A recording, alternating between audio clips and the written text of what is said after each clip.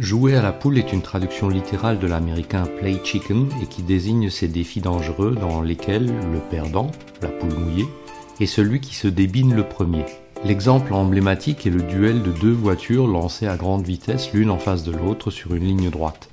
Le premier conducteur qui engage la manœuvre d'évitement a perdu.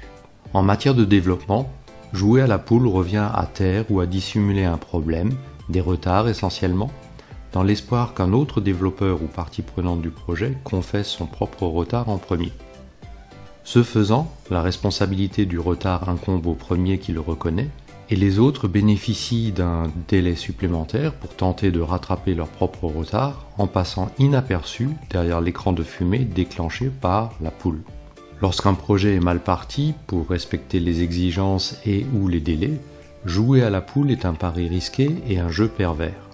Rien ne garantit en effet qu'une poule se déclare, et la dissimulation dans l'espoir d'un événement providentiel ne fait en général qu'empirer les choses si le retard est découvert tardivement.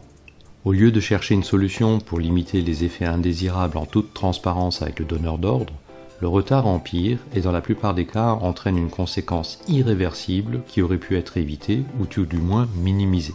Aux chefs de projet et développeurs, on ne peut que recommander l'adoption des méthodes et pratiques telles que le management de projet par la chaîne critique, le suivi visuel des projets à l'aide d'une fever chart, etc. et le respect d'une certaine éthique en matière de reporting pour éviter de devoir jouer à la poule.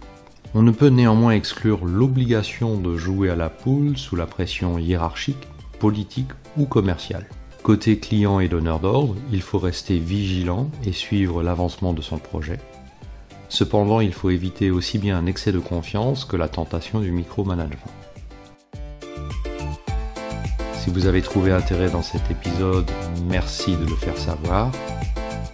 À bientôt sur l'un de mes médias.